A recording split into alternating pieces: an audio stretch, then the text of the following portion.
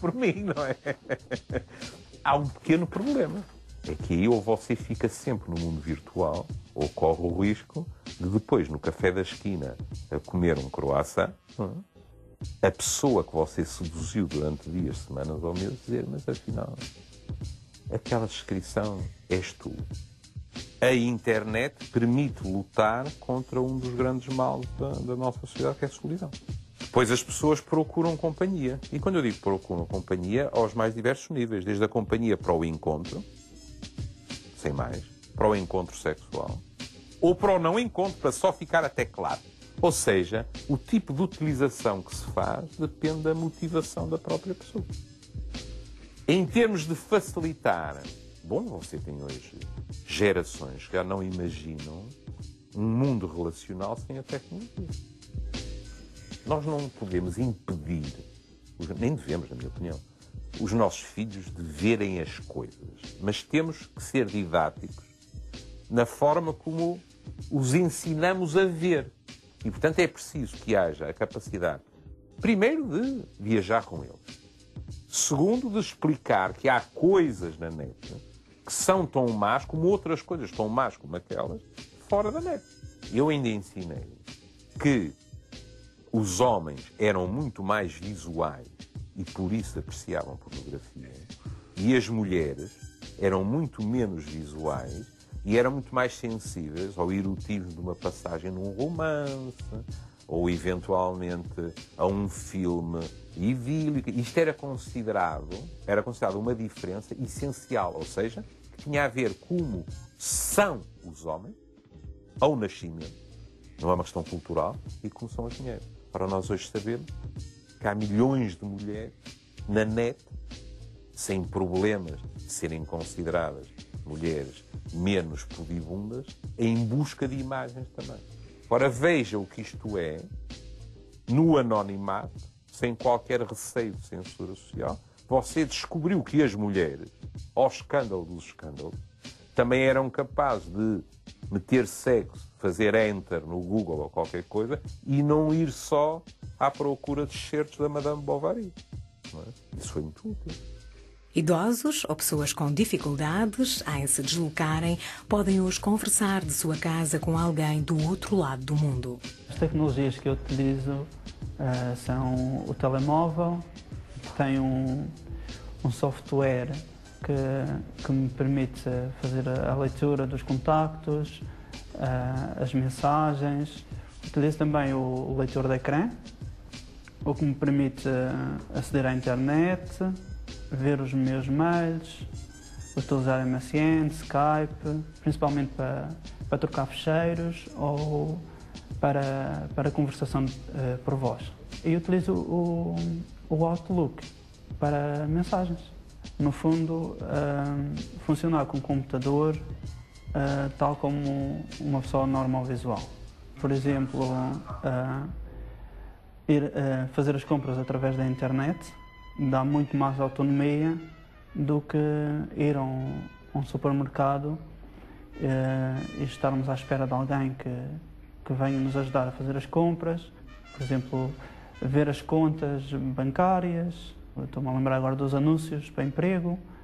Um jornal não é possível nós estarmos a ver no papel. Então o meio recorrente é mesmo a internet. A internet e o telemóvel são os principais veículos de informação no século XXI. Alteraram as relações pessoais, comerciais e empresariais. Têm aspectos negativos e positivos, mas alguém sobrevive sem eles? Estou com a professora doutora Isabel Leal, psicóloga clínica e psicoterapeuta. Muito obrigado por estar aqui hoje no Geração Hightech. Nós vimos ao longo desta reportagem que cada vez mais na sociedade atual, neste século XXI em que vivemos, a tecnologia tem um papel preponderante. Acha que estamos a perder aquelas antigas cartas de amor e de amizade? Não, acho que estamos a ganhar. Nestes casos, acho que estamos a ganhar. Acho que tinham saído de moda durante algum tempo. Nesta mudança entre escrever longas cartas e aparecer... E as pessoas apropriarem-se, toda a gente ter acessibilidade ao mail. Enfim, eu penso que hoje em dia já toda a gente é sempre muito relativo, mas quer dizer, já passou a ser um instrumento, as pessoas já não podem dizer, eu não gosto, não quero, não gosto de eletrodomésticos. Mas acha que é mais impessoal em relação, por exemplo, a uma carta em papel que se recebia na caixa de correio em casa? Acho que não é muito diferente. Francamente, acho que não é muito diferente. Não me parece que se tenha perdido muito, até porque o estilo de escrita facilita que mais pessoas... É de facto uma democratização das cartas de amor, e das outras todas, porque permite pessoas que teriam muita dificuldade em escrever de uma forma formal e muito direitinha, possam, enfim, o estilo de mandar mails é muito direto, não é? E, portanto, uma pessoa pode aceder facilmente a outras pessoas que não poderia, as moradas. Aí acho que facilita francamente. E há um voltar a escrever que se perdeu durante uma data de anos. Com uma escrita diferente e às vezes com muitas abreviaturas. Pois não se pode ter tudo, não é? Não. Mas acho que não, aí acho que não se perdeu. Eu acho que, de qualquer maneira, as novas tecnologias, eu não acho que sejam tão encantadoras como isso tudo, porque não trazem propriamente, quando as pessoas dizem é ótimo, traz uma enorme novidade. Eu acho que a essência não traz uma grande novidade, traz uma democratização. Há muito mais gente a poder fazer aquilo que só muito poucas pessoas podiam noutros tempos. Portanto, há uma democratização, mas não propriamente uma novidade. Há, evidentemente, uma novidade do instrumento, do meio, claro. Mas, quer dizer, falar ao telefone, sempre falamos, contactar com pessoas. E há muitos estudos que mostram isso. As pessoas, quando estão a falar na internet, abrem-se mais, comunicam de uma forma muito mais aberta do que, por exemplo, de uma forma presencial em que tem outra pessoa frente a frente. Parece quase que estamos a fazer terapia uns aos outros na internet. Mas tem uma coisa muito curiosa, que é as pessoas não sei se comunicam, as pessoas falam de si próprias. Mas sente isso sempre que as pessoas se abrem mais com desconhecidos? Eu acho que se abrem de uma forma diferente. Quando nós estamos num frente a frente, físico, essa dimensão, há um dado importantíssimo, 55% da comunicação disto que nós estamos a fazer aqui, não é só as palavras, é a maneira como eu digo, é a posição em que eu estou sentada, é o olharmos ou não olharmos. Se você ficar a olhar para ali, eu perco-me, basicamente porque não me dá feedback, não é? E vice-versa. Portanto, a comunicação, só uma parte, não tão importante como isso, é que é a palavra. Porque depois há tudo o resto. Claro que você pode dizer que agora já, enfim, pode haver vídeo, pode haver isto, pode haver imagem. Mas não é a mesma coisa, não é a mesma coisa que está essencial. Nós vimos na reportagem uma senhora a dizer, quando andámos a falar com várias pessoas, dizia que as pessoas hoje em dia visitam-se menos. Eu acho que é verdade. Isso é perigoso? Encara aqui o perigoso como é diferente do passado? Diferente é. Eventualmente pode ser perigoso. Se hoje há mais pessoas sozinhas do que houve noutros momentos, eu acho que sim. E acho que caminhamos, eu diria, quase inexoravelmente para isso. Tem cada vez mais casos de solidão? Eu acho que eu não tenho cada vez mais casos de solidão. Eu acho que a maior parte das pessoas tem o sentimento existencial de que está sozinho. O sozinho é não pertencer. E as pessoas não têm a noção que pertencem. Cada vez vão perdendo mais a noção de pertença a grupos, a clubes, enfim, tirando serem do Benfica ou do Sporting, que ainda vão dizendo que são, não é? Assim, mais homens. De facto, as pessoas vão perdendo a noção de pertença.